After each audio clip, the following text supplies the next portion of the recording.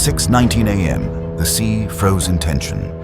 Venezuelan K-8s streaked low toward the ford, turning a routine patrol into a high-stakes test of skill and restraint. The Caribbean Sea stretched quietly and endlessly, 140 miles north of Venezuela. The dawn light reflected off the steel hull of the USS Gerald R Ford. Its immense form cut through the calm sea, leaving a mirrored wake behind, smooth yet insistent. Then, far on the horizon, two dots appeared, specks at first, then sharpening into definition. They were moving fast, slicing across the morning light with intent, converging on the Ford's position like knives drawn in the sun. There were no civilian aircraft. These were fighters, aggressive and purposeful. On the flight deck, sailors paused mid-routine, tools suspended mid-air. The distant engine hum grew, reverberating through the steel deck and echoing along the massive hull. Heat shimmer bent the air above the sea, distorting the shapes as they drew closer. Two Venezuelan K-8s cut through the haze at barely 2,000 feet, carrying no warnings, only aggression. Banking hard across the carrier's bow in a calculated buzz, they sought to intimidate. But the Ford held steady. Sailors froze mid-task, alert but disciplined, while the commanding officer on the bridge scanned the scene, directing course to be maintained with calm, unflinching authority. The lead K-8 pulled into a steep climb, afterburners flaring and trailing smoke that caught the rising sunlight like fire in the sky. The second followed closely, wings rocking as they maneuvered. Their approach was reckless, too low, too fast, and dangerously near a 100,000-ton nuclear carrier whose SPY-3 radar could track a tennis ball at 40 miles. Down in the Combat Information Center, air controllers tracked every frame via FLIR feeds. Infrared revealed empty hardpoints, no weapons. This was theater, a military dare rather than an actual attack. Dares at sea are not trivial. One slip in judgment could escalate a stunt into a confrontation with catastrophic consequences. The pilots in those K-8s might have sought to intimidate, but their precision and speed carried an ever-present risk. A miscalculation could turn the morning calm into an international crisis. At 6:21 a.m., the jets peeled away toward Venezuela. Relief rippled briefly across the bridge and CIC screens, only to vanish 2 minutes later as new radar returns appeared. A second pair of K-8s had joined the flight, climbing fast on Vector 217. The situation escalated. 4 aircraft were now closing on the strike group, all high subsonic and unresponsive to repeated hails. Inside the Combat Direction Center, the lighting remained dim, the atmosphere thick with focus. Radar scopes glowed pale green across the walls. Operators leaned into the screens, plotting vectors, confirming IFF, and noting the lack of response. Training had prepared them for this scenario, yet the stakes remained real. Any misstep could cascade into chaos. Above deck, Air Wing 8 reacted instantly.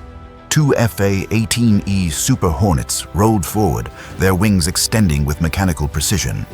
Yellow-shirted deck directors waved the fighters into position, guiding them toward the catapults. Catapult crews crouched, muscles tense, hands steady on controls. Hornet 1 set trim, wings spread, control checks complete. The shooter dropped his hand, a blur of metal and sound ripped from the bow, ascending into the Caribbean morning. Hornet 2 followed, climbing sharply and banking left into formation, heading directly for the incoming radar contacts. Their task was clear: intercept, identify, and de-escalate if possible. Down below, the operations officer monitored the approach on a large screen. The range was closing fast, 60 miles. Bridge Combat recommended tightening the escort screen, bringing destroyers Mason and Thomas Hudner forward to reinforce the defensive posture. Approved. Maintain speed and heading. The Ford did not flinch, and it did not turn. To the untrained eye, this could appear as stubborn defiance. To the Navy, it was doctrine. American carriers hold course under provocation. By 6:26, the Hornets climbed to 15,000 feet, sunlight glinting off their metal skins as engines screamed through Caribbean air. Viper 1 scanned 4 tightly spaced, climbing returns. Control confirmed bandits on bearing 217, angle 16. Viper 1 identified them as Venezuelan K-8W, defensive only. Orders came to maintain discipline and keep the intercept clean. executed without hesitation. Below, the Ford appeared as a speck on the sea, flanked by destroyers in perfect diamond formation. Spy 3 radar painted the sky with sweeping precision, feeding every metric, speed, altitude, vector, straight to the Hornets' cockpit data links. At 6:28 a.m., the two lead K-8S pierced through thin clouds, contrails streaking behind them like ribbons of motion. Viper 1 immediately engaged, issuing identification protocols and demanding that the approaching aircraft announce themselves, warning that they were closing on a U.S. carrier group operating in international airspace. Static filled the comms before a thick, accented voice warned the U.S. aircraft to turn away. The Venezuelans cut across the Hornets' noses at nearly 400 knots, triggering proximity alerts. Spacing became dangerously narrow, but Viper 1 remained focused, gripped tight, treating the maneuver as a tense spectacle, not a threat. Back on the Ford, every radar screen tracked the flight paths in real time, the jets weaving within seconds of potential collision. Bridge combat assessed the situation, noting that the Venezuelan aircraft were executing unsafe maneuvers and instructed the crew to maintain calm and hold course. The pattern made it clear. This was no accident, but a deliberate act of bait. At 17,000 feet, the Super Hornets shadowed the Venezuelan formation like wolves, trailing reckless prey. The sky was bright but tense, thin clouds drifting below, the Caribbean stretching endlessly beneath. K-8S drifted closer, tightening formation. Empty hardpoints glinted in the sunlight, a show of intent without weapons. They crossed the Hornets' path again, a distance of 800 meters. Viper 1 maintained a shadow posture, recording every maneuver. The E-2D Hawkeye circling above fed radar data directly into the Hornets' helmets.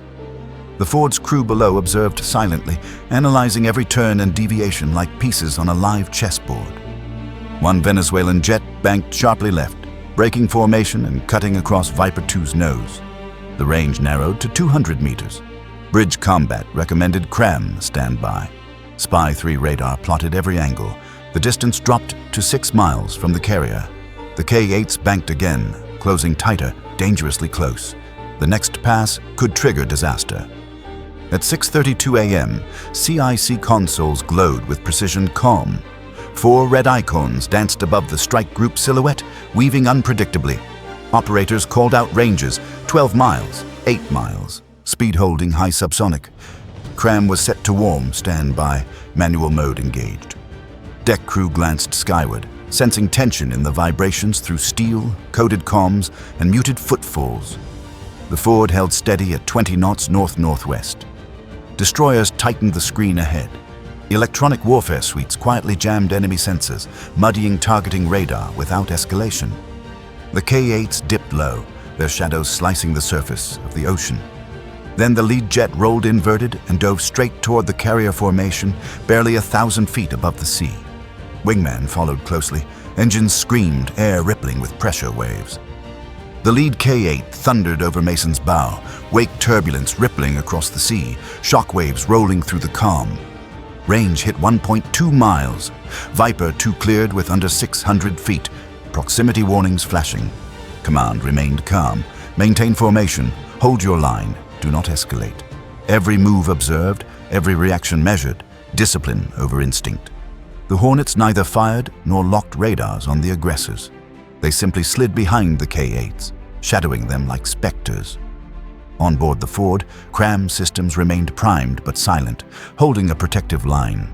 Every operator, sailor, and aircrew member understood the gravity. For 10 heartbeats, both sides balanced on the knife's edge. One error could trigger an irreversible catastrophe. Then, almost anticlimactically, the K-8s pulled up, engines fading toward the southern horizon. The sea went still once more, but the crew held their vigilance. This was not over. By 6:37 a.m., the radar picture began to ease. The lead jet banked east, retreating toward Venezuela, while the trailing K-8 lingered at 9,000 feet, circling as if for one last assessment. Bridge combat confirmed Contact 1 retreating, Contact 2 holding altitude, maintaining tracking, and holding posture. In the CIC, every detail was meticulously logged. Heat signatures, flight profiles, emission spikes, and radio chatter. Nothing went unnoticed. The Hornets maintained strict distance, observing retreat but following protocol. Viper 1 tracked the remaining K-8 as it faded into the hazy blue horizon. For a fleeting moment, the sky seemed peaceful again, engine hums over the endless Caribbean. But then, a faint spike appeared on radar. One of the departing Venezuelan jets had pinged the carrier group with targeting radar, a brief but deliberate act. Forward stations logged it silently. The Ford's course and speed remained unchanged. No evasive maneuvers, no flare deployment. Discipline, not reaction, was the weapon. Minutes later, the K-8s disappeared from radar entirely. The Ford continued north-northwest at 20 knots. To an observer from afar, the ocean looked unchanged, calm and inviting, but the tension had not dissipated. The carrier's crew exhaled collectively yet subtly, the kind of controlled relief trained into every operator. An hour later, Venezuelan state television aired grainy footage claiming the American carrier had retreated under pressure. The narrative spun a story of triumph, a sovereign air patrol asserting control. Yet the Navy's internal record told a different story. The Gerald R. Ford had not turned an inch. It had maintained course and speed, embodying posture and discipline. The silent, unyielding presence of the carrier spoke louder than any broadcast image or propaganda clip. By midday, international news carried echoes of the incident. Venezuelan officials hailed it as proof of national sovereignty. Washington labeled it unsafe and unprofessional. Between these extremes lay reality, a nuanced, measured response on a razor's edge between deterrence and provocation. Analysts inside the Pentagon replayed FLIR footage, frame by frame. Every maneuver, every call, every second of a dive barely 600 feet over a destroyer was logged for review. What they observed was not a calculated attack, but a show of force gone awry. Afterburners and altitude warnings had transmitted a political message, a test of reaction. For strategists, such gray zone tactics were familiar. They measured how close one could push before a superpower blinked. In this instance, the Ford did not blink. Its restraint communicated a different power, the discipline of choice over impulse. Anyone could pull the trigger. Discipline required judgment. The carrier's technology represented cutting-edge naval warfare. Electromagnetic catapults launched aircraft with precision, stealthy radar profiles reduced detectability, and a linked command network unified every sensor across the fleet. Yet these mechanical marvels were secondary. Judgment remained Ford's most formidable weapon. In this environment, calm could avert chaos, and precision could avoid miscalculation. This was the crucible of naval power. One moment could transition from routine to crisis. A single overzealous pilot, a misinterpreted maneuver, could have transformed the encounter into a flashpoint with global implications. The Venezuelan pilots sought to send a message. The Gerald R. Ford answered with silence, a silence born of experience, training, and strategic confidence. Power at sea is not only measured in tonnage, missiles, or fighter jets, it is tested in judgment, timing, and restraint. The Ford displayed all three. Its crew's patience, the Hornets' disciplined shadowing, the destroyer's advancing protective screen, and the CRAM system's silent readiness exemplified operational excellence. Data was cataloged for future reference. Aircraft positions, emissions, and all radio communications logged for analysis. Each frame contributed to a comprehensive understanding of aerial behavior near carrier strike groups. Commanders reviewed the footage to refine training, rules of engagement, and tactical response. The K-8s had provided not only a moment of danger, but an opportunity to validate doctrine under pressure. Above the sea, pilots and crews reflected on the unique dynamics of restraint. One misstep could have escalated into a collision, engagement, or international incident. By holding formation, maintaining shadow posture, and documenting without reacting, the U.S. forces preserved stability and avoided conflict. The incident became a textbook case in how discipline could avert disaster, proving that controlled inaction can carry more weight than forceful action. For the sailors on deck, the morning's intensity manifested in subtle ways, heightened awareness, micro-adjustments in routine, and vigilant glances skyward. Crew members understood the gravity of every vibration, signal, and shift in the air. Though the jets had departed, the deck never truly relaxed. An instinctive readiness to respond remained. The Hornet pilots, too, carried the imprint of the encounter. Viper 1 and Viper 2 observed everything. Every proximity alert, every near miss, every crossover at dangerously close range. Yet they acted with discipline, resisting the impulse to react aggressively. Their training and the carrier's doctrine governed their actions, translating raw tension into operational control. By the time the K-8s disappeared from view, the Gerald R. Ford and its strike group had reinforced an unspoken message of power. Not through violence, not through engagement, but through calm command of space, unwavering posture, and precise execution. Internationally, perceptions varied. Venezuelan state media painted a narrative of triumph. Analysts in Washington and around the world dissected footage for technical accuracy and procedural compliance. The discrepancy highlighted the divide between perception and reality in maritime confrontations. In a modern geopolitical landscape, such encounters are as much about signaling as about force. Inside the Pentagon, the incident became a case study. Analysts measured reaction times, examined proximity distances, and cataloged each radar ping. They dissected the political and military dimensions, noting the effectiveness of restraint over escalation. This was a critical takeaway for naval doctrine. The carrier strike group does not rely on the impulse to retaliate, but on controlled power and informed judgment. Electromagnetic catapults, stealthy radar, multi-mission fighters, and advanced EW systems formed the tangible layer of force projection. Yet, the incident proved that human judgment, rules of engagement, and composure remained the ultimate weapons. The Venezuelan jets had sought to intimidate. The Ford responded with silence, observation, and disciplined readiness. That was the lesson of the morning. Restraint can project power more convincingly than aggression. By the end of the encounter, calm returned to the Caribbean. The sun climbed higher, shimmering over a still blue expanse. The carrier maintained 20 knots north-northwest, undeterred. Deck crew continued routines. Hornets returned to readiness cycles, and destroyers settled into patrol patterns. Every movement was executed with awareness, reflecting a crew that had faced danger without panic. What would you have done in that cockpit? Held your line or taken the shot? Share your take below and subscribe for the next pulse-pounding story at sea.